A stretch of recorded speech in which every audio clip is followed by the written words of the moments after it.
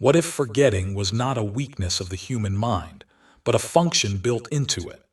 What if memory does not actually protect who you are, but quietly defines the boundaries of who you are allowed to be? We are taught from childhood to treat memory as something sacred, as the glue that holds identity together, as proof that we exist continuously across time. Losing memory is framed as loss of self, as disappearance, as something close to death.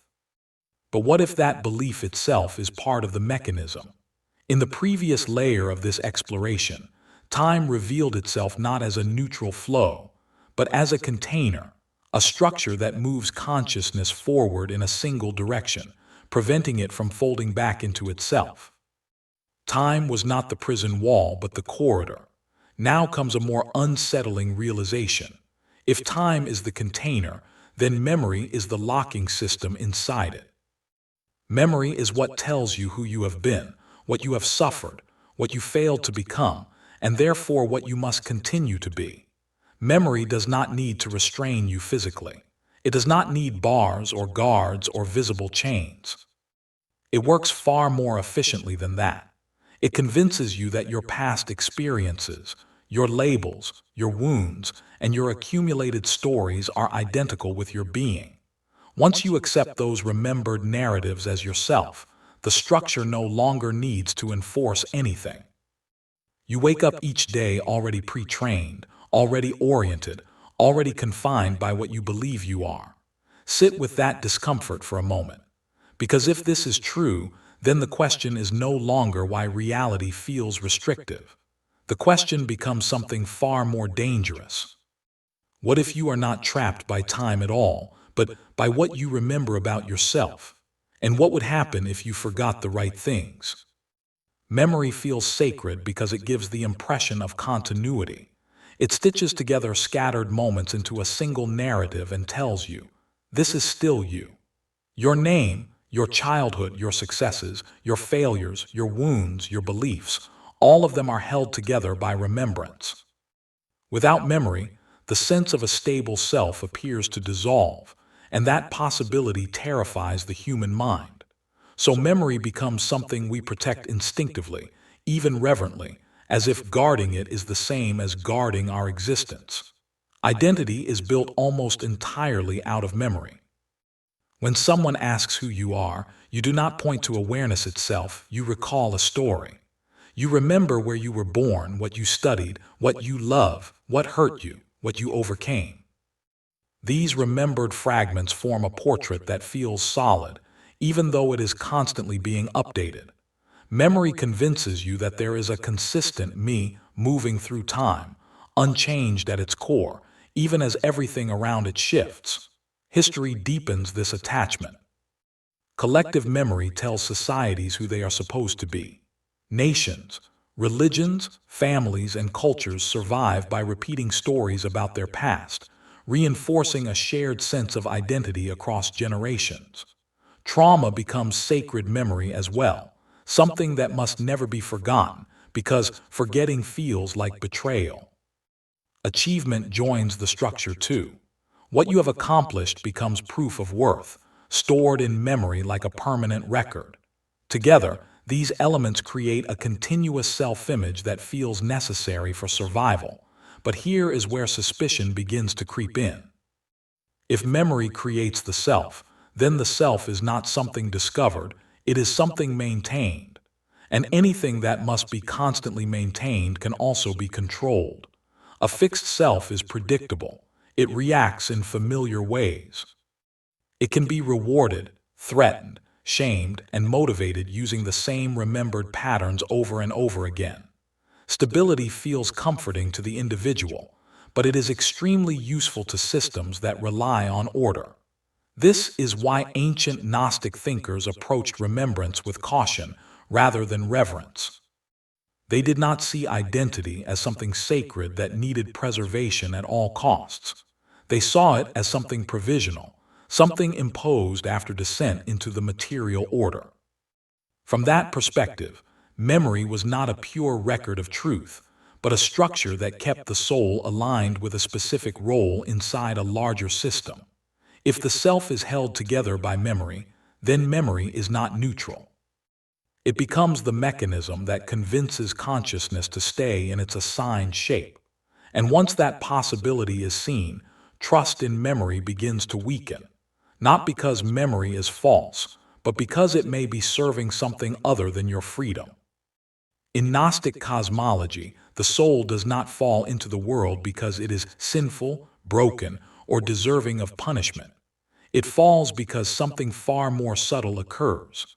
Consciousness moves away from fullness and into limitation. The descent into matter is not marked by flames or judgment, but by forgetting. As the soul enters density, form, and sequence, it loses access to its original state of total awareness. What is lost first is not power or purity, but remembrance. This forgetting is not accidental. It is not a side effect or a flaw in the design. It is structural to incarnation itself. To exist within matter, consciousness must narrow. To experience separation, it must lose sight of unity. To move through time, it must forget what exists beyond time. Forgetting is not a punishment imposed from above, but a condition required for participation in the material order. Without it, the soul would not be able to function within a world of boundaries, identities, and narratives. The Gnostics used the word Pleroma to describe the state before this descent. The Pleroma is not a place in space, but a condition of total fullness, where nothing is hidden, nothing is divided, and nothing is remembered because nothing is lost. In the Pleroma, awareness does not recall itself. It simply is. There is no sequence, no before or after, no identity that needs to be maintained through memory. Everything is present at once, without fragmentation. Matter, by contrast, is experienced as fragmented memory. It is awareness broken into moments, events, and objects, each requiring recall to maintain coherence. In this realm, consciousness must remember who it is, where it is, and what it is supposed to do. Identity becomes necessary only because wholeness has been forgotten. Memory replaces presence, and narrative replaces direct knowing. What makes this vision tragic is not the idea of guilt, but the sense of loss. The fall is not a crime. It is a separation. It carries grief rather than shame. The soul does not suffer because it disobeyed, but because it can no longer remember its origin fully. Longing emerges not as a desire for reward, but as an echo of something once known and now dimly felt. In this framework, awakening is not about earning forgiveness. It is about sensing that something essential has been forgotten and allowing that recognition to quietly undo the spell of separation. In Gnostic myth, the first rupture does not begin with hatred, rebellion, or moral failure. It begins with Sophia, whose name means wisdom. She is not a villain, not a corrupter, and not an enemy of the divine order. She is a tragic intelligence, a consciousness that longs to know itself fully, even when that knowing requires movement away from perfect equilibrium. Her act is not malicious, it is exploratory, and yet it carries consequences that echo through every layer of existence. Sophia's movement introduces distortion, not evil. Distortion here does not mean corruption in the moral sense, but misalignment. A shift from immediacy into reflection, from unity into interpretation. In the fullness of the Pleroma, awareness does not need to explain itself. There is no observer separate from what is observed. Sophia's act introduces the first separation, the first attempt to grasp wholeness from within itself. This subtle turn creates the earliest fracture in remembrance. From that moment, fragmentation begins. Unity gives way to narrative. Instead of total presence, experience starts to unfold as a sequence. Awareness moves from being everything at once to moving through something step by step. Memory, as a mechanism, emerges precisely because presence is no longer complete. What cannot be held all at once must be remembered in parts. What cannot be directly known must be reconstructed through story. This is where memory becomes linear, partial, and hierarchical. Some moments are remembered more strongly than others. Some truths are placed above others. Causes precede effects. Origins become distant. Meaning is no longer immediate. It must be interpreted and preserved. The structure of narrative replaces the condition of fullness. And with narrative comes identity, because a story requires a character to carry it forward. The crucial insight in this myth is that the first limitation is not matter itself. Matter is only the outer expression of a deeper shift. The true limitation begins with story. The moment reality must be told rather than simply lived, something essential has already been lost. Sophia's tragedy is not that she created a flawed world, but that her longing introduced the architecture in which forgetting could take hold. Myth, in this sense, is not fantasy. It is a psychological map, showing how consciousness slowly traded presence for memory and wholeness for narrative continuity. In Gnostic thought, the Archons are often misunderstood because they are described through mythic language. Over time, they have been imagined as monsters, demons, or external villains ruling the world from the shadows. But this interpretation misses their most unsettling characteristic. The Archons do not rule through terror or chaos. They rule through administration. They are not destroyers of reality but managers of it. The Archons function as regulators of identity. Their power does not come from force but from structure. They assign names, categories, and roles, not just to individuals but to experiences themselves. Once something is named, it becomes fixed. Once it is categorized, it can be repeated. Memory becomes the filing system through which reality is organized and controlled. The Archons do not need to punish the soul. They only need to ensure that it remembers itself in the correct way. Their true function is the enforcement of narrative. Every system requires continuity, and continuity requires memory. The Archons maintain this continuity by reinforcing memory loops, making sure that past experiences determine future behavior. What happened to you becomes who you are. What you learned becomes what you expect. What you suffered becomes what you fear repeating. In this way, memory quietly governs action without ever appearing as an authority. Control in this framework does not require violence. It operates through repetition. The same stories are told again and again until they feel natural. Labels are applied until they feel inherent. Roles are reinforced until stepping outside them feels dangerous or absurd. Identity becomes a script, and memory ensures that the script is followed. The more clearly you remember who you are supposed to be, the less likely you are to question the structure that assigned that role. This is why the phrase, "you are what you remember," becomes law, not because it is true in any ultimate sense, but because it is functional. A being that defines itself through memory is predictable. It reacts in expected ways. It fits neatly into systems designed to process behavior. Seen this way, the Archons are not ancient monsters, but timeless principles of control that reappear wherever identity is stabilized and narrative is enforced. Their world does not feel alien or mythic. It feels uncomfortably familiar. Identity does not arrive fully formed. It is assembled slowly, layer by layer, through memory. In childhood, labels appear first. You are told what kind of person you are, what you are good at, what you struggle with, how you are expected to behave. These descriptions may seem harmless, even supportive, but they sink deep into memory before the self has any defenses. Over time, the child does not simply remember these labels. They begin to inhabit them. As life continues, social roles tighten the structure. Student, worker, parent, outsider, achiever, failure. Each role comes with expectations that are reinforced through repetition.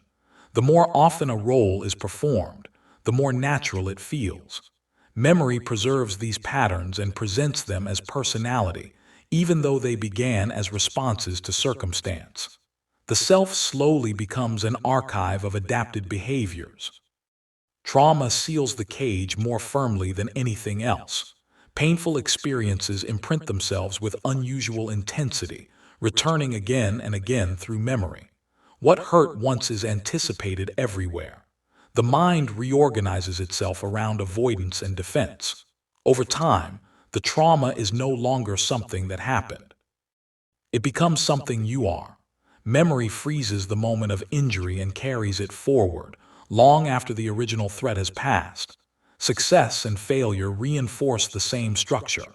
Achievements become proof of identity, something that must be protected or repeated.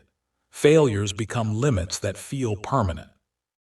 Memory collects these events and weaves them into a narrative of capability and worth. Possibility narrows as the story becomes more detailed. What could happen is slowly replaced by what has already happened. This is how memory freezes possibility. The future is no longer open. It is filtered through remembered patterns. The self becomes less like a living presence and more like a familiar arrangement of reactions. From this perspective, the self is not a being in the deepest sense. It is a remembered pattern, continuously reinforced by recall. This is also why change feels terrifying. To change is not simply to act differently. It is to loosen the memory that holds the self together. It feels like erasure, like instability, like the loss of something essential. The fear is not of the unknown future, but of forgetting the story that has provided coherence. And so, many remain inside the memory cage not because it is comfortable, but because it is familiar. Trauma does not persist because the event is still happening. It persists because memory continues to replay it. In this sense, trauma is not just pain stored in the past. It is memory caught in recursion. The mind returns to the same moment, the same feeling, the same conclusion again and again, reinforcing a pattern that feels increasingly permanent. Time moves forward, but memory does not. The event becomes a reference point through which all new experience is interpreted. From a systemic perspective, trauma is efficient. It creates predictability. A traumatized mind reacts in consistent ways, anticipates danger before it appears, and organizes behavior around avoidance or control. The future becomes easier to model because it is already shaped by the past. This is why trauma fits so cleanly into structures that depend on stability. A being caught in memory loops does not need to be directed. It directs itself. Suffering slowly transforms into identity. At first, it is something that happened. Then it becomes something that defines how the world is perceived. Finally, it becomes something that defines who you are. Memory ensures that the narrative remains intact. Each new experience is filtered through the old wound, confirming it, strengthening it, and giving it renewed relevance. The story gains emotional weight, and that weight gives it authority. In this way, memory operates like an automated script. It does not ask whether the replay is useful or accurate. It simply runs. The same emotional responses are triggered in new situations. The same conclusions are drawn. The same limitations are assumed. The script feels personal, but it is mechanical. Once established, it sustains itself without effort. No villain is required for this system to function. There is no need for conscious manipulation or external control. The structure feeds on its own repetition. Memory reinforces identity, identity reinforces expectation, and expectation selects experiences that confirm the original memory. The loop closes neatly, silently, and convincingly. What remains is a life that feels constrained not by circumstance, but by a story that never stops retelling itself. What once operated internally through memory now has an external mirror. Modern systems no longer rely solely on the mind to remember. They remember for it. Algorithms observe behavior, record preference, track reaction, and assemble a portrait that grows more detailed with every interaction. In this sense, they function like external archons, not as conscious rulers, but as structures that stabilize identity through total recall. Algorithms are defined by one central characteristic. They forget nothing. Every choice becomes data. Every pause, every click, Every repetition is stored, compared, and used to predict what comes next. The human mind, by contrast, survives through selective forgetting. It blurs details, reshapes memories, and allows identity to remain fluid. Where forgetting creates space for transformation, perfect memory creates fixation. These systems mirror Gnostic cosmology in a subtle but precise way. Identity becomes fixed through accumulated records. Behavior is predicted based on past patterns. The future is shaped by what has already been logged. Just as memory once enforced narrative continuity within the psyche, algorithmic memory now reinforces it from the outside. The more accurately a system remembers you, the less room there is for deviation. What makes this parallel unsettling is not surveillance or technology itself, but the philosophical implication. A being defined entirely by recorded memory becomes increasingly predictable. Desire, belief, and attention are guided back toward familiar patterns because those patterns are the easiest to model. The system does not need to impose control. It simply reflects you back to yourself, repeatedly, until novelty fades. This raises a quiet but profound question. If your identity can be reconstructed from your data, then how much of what you call yourself exists beyond memory? Who are you without your history being constantly recalled, measured, and returned to you? In a world that never forgets, the ancient Gnostic suspicion of memory begins to feel less like myth and more like a warning. Modern culture treats forgetting as a threat. Memories are archived, backed up, digitized, and preserved as if loss itself were the ultimate enemy. From photographs to cloud storage, from recorded voices to simulated personalities, there is a quiet obsession with keeping everything. The fear beneath this impulse is not technical. It is existential. Forgetting feels like erasure, and erasure feels like death. This is why memory preservation is often framed as a form of immortality. If experiences can be stored, if personalities can be modeled, if consciousness can be approximated through data, then something of the self appears to survive. But this is a false eternity. It preserves structure without presence, pattern without awareness. What remains is not a living being, but a perfectly remembered outline of one.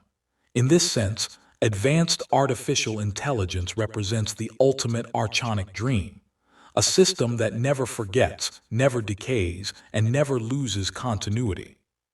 Total recall replaces lived experience. Death disappears, not as transcendence, but as endless preservation. Mystery collapses because everything can be stored, compared, and predicted. The unknown becomes a temporary gap waiting to be filled by more data. Yet within this vision lies a paradox. Without forgetting, nothing can truly transform. Growth requires loss. Renewal requires the dissolution of old forms. Consciousness evolves not by holding on to everything, but by releasing what no longer serves it. A mind that remembers perfectly cannot change its fundamental structure. It can only refine what already exists. This is where unease emerges. A world moving toward total memory may achieve permanence, but at the cost of vitality. If nothing is ever forgotten, nothing can fully die, and nothing can genuinely be reborn. The fear of forgetting, when carried to its extreme, does not protect life. It freezes it.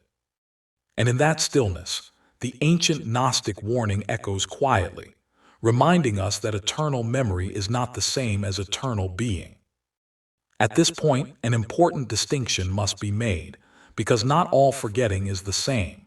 In Gnostic thought, there is a profound difference between divine forgetting and human forgetting. One is voluntary, the other is imposed. Confusing the two is what turns insight into confusion and spirituality into superstition. Divine forgetting is a form of self-limitation. It is consciousness choosing to narrow itself in order to experience form, movement, and differentiation. Nothing essential is lost in this process. The fullness remains intact beneath the surface, untouched and complete. Forgetting here is not absence but concealment. It allows experience to unfold without destroying the underlying unity from which it arises. Human forgetting, by contrast, is not chosen. It is enforced continuity. It locks consciousness into a specific narrative and prevents access to anything outside that storyline. Instead of creating space for experience, it hardens identity. Memory is used to maintain coherence, predict behavior, and preserve the illusion of a fixed self. This kind of forgetting does not open possibility. It narrows it. This is why the divine spark is not something stored in memory. It cannot be recalled like information, and it cannot be accumulated through experience. It exists prior to story, prior to identity, and prior to time. The spark does not remember truth. It recognizes it. Recognition happens instantly, without comparison, without narrative, and without effort. From this perspective, awakening is not about remembering ancient facts, hidden knowledge, or forgotten histories. It is not the recovery of data. Awakening is the release of false stories that memory has been repeating. It is the loosening of identity, the quiet dissolving of narratives that no longer serve consciousness. What remains is not a new belief, but a different relationship to remembering itself. This distinction removes much of the confusion surrounding spiritual practice. Awakening does not add something to the self. It subtracts what was never essential. In that subtraction, clarity emerges, not as certainty, but as direct recognition beyond memory. Awakening is often imagined as an expansion, a sudden flood of insight, light, or power. But in lived experience, it rarely feels that way. It does not arrive as certainty. It arrives as disorientation. The familiar inner landmarks begin to blur, and the stories that once provided direction no longer carry the same authority. What is lost first is not the world, but confidence in the narratives that once explained it. Silence begins to appear where explanation used to be. Not a dramatic silence, but a quiet gap in thought. Old interpretations no longer rush in to label experience. Memory loosens its grip just enough for something unfamiliar to be noticed. This can feel unsettling, even frightening, because the mind has been trained to equate certainty with safety. When certainty fades, vulnerability is exposed. As memory weakens its hold, identity becomes flexible.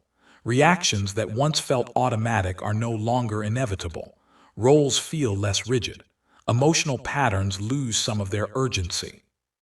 This does not mean suffering disappears, but it is no longer interpreted as proof of who you are. The self becomes less dense, less defined, and therefore harder to grasp. At this stage, the system often reacts. Narratives attempt to reassert themselves. Old memories surface with renewed intensity, as if demanding recognition. Doubt appears, not as inquiry, but as pressure to return to familiar ground. This reaction is not a sign of failure. It is a sign that the structure of identity is being disturbed. Awakening, in this sense, is not an achievement. It is a destabilization. It removes the scaffolding that once held the self in place and leaves consciousness exposed without a script. There is no immediate comfort in this process. What emerges instead is honesty. An encounter with experience that is no longer filtered entirely through memory, and therefore no longer fully controlled by it. Forgetting is dangerous to any system built on control because it disrupts predictability. Systems function by modeling behavior, anticipating response, and maintaining continuity. When memory weakens, patterns become unreliable. A being who does not fully identify with their past cannot be easily forecast. Their reactions become less consistent, their choices less traceable, and their direction harder to steer. A fixed memory produces a fixed self, and a fixed self can be managed. It can be categorized, targeted, corrected, rewarded, and punished. But a consciousness that no longer clings tightly to its remembered identity slips through these mechanisms. It responds to the present rather than the past. From the perspective of structure, this is instability. From the perspective of control, it is a threat. This is why societies instinctively repeat narratives. History is retold not simply to preserve truth, but to preserve identity. Shared memory keeps populations aligned, emotionally synchronized, and oriented toward familiar interpretations of reality. Trauma is preserved in the same way. Collective wounds are revisited again and again, not always to heal them, but to ensure continuity of response. Pain becomes part of identity because identity itself is a stabilizing force. Identity is glorified because it anchors behavior. Labels are celebrated, defended, and institutionalized. The more clearly a person knows who they are supposed to be, the less likely they are to question the structures around them.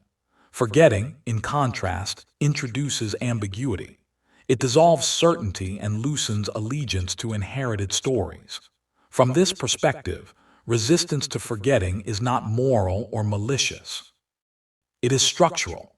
Systems resist anything that weakens their ability to predict and regulate. Forgetting creates spaces that cannot be easily filled with narrative or control. And it is within those spaces that something unmanageable begins to emerge, a consciousness no longer entirely defined by what it remembers. At the heart of Gnostic teaching lies a quiet, almost imperceptible truth. The divine spark within you was never stored in memory. It is not a recollection, a lesson learned, or a narrative preserved. It survives precisely because it is untouched by the structures that memory imposes. Even as experiences are forgotten or misremembered, even as identity narrows and fractures, the spark remains. It does not rely on the past to exist. It simply is. This spark exists before story, before labels, before sequence. It precedes the linear unfolding of time and the hierarchy of remembered events. It is not a record or a file. It is awareness itself, radiant and immediate. Memory may distort, suppress, or amplify experience, but it cannot contain this spark. It cannot quantify it, assign it a role, or define its value. Recognition of truth by the spark is instantaneous. It does not require reflection, comparison, or deliberation. It does not ask, "Have I seen this before?" or "Does this fit my identity?" It simply knows. And because it exists independently of memory, it cannot be trapped by the same forces that bind consciousness to repetition, trauma, or expectation. This is the quiet hope Gnosticism offers, that no matter how strong the grip of memory or the layers of identity, something essential within you cannot be lost. It endures, waiting to be recognized, waiting to awaken. In the midst of confusion, loss, or disorientation, it whispers the possibility that the self is more than the story it remembers. And in that recognition, all replaces fear, and the vast potential of presence opens quietly before you. And now, having traced memory from its sacred glow to its hidden cage, the question remains unresolved. What if you are not lost at all? What if, instead, you are simply remembering the wrong things? Perhaps the threads you cling to, the narratives you defend, the traumas you replay, these are not proof of who you are, but the very mechanisms that have kept you confined. There is no neat resolution here, no comforting answer, no instruction to follow. The space between forgetting and remembering is where uncertainty lives, and it is uncomfortable precisely because it refuses definition. It asks you to pause, to notice the familiar structures, and to wonder if the self you think you know is merely a pattern, a projection, a memory that has outlived its purpose. Sit with that unease. Let the quiet fracture in certainty remain. For in that fracture, something else begins to stir, a recognition that the spark inside you has never been fully contained, that something essential has survived every memory loop, every identity cage, every enforced narrative. And perhaps, just perhaps, the liberation you seek does not lie in remembering more, but in daring to forget what was never yours to hold.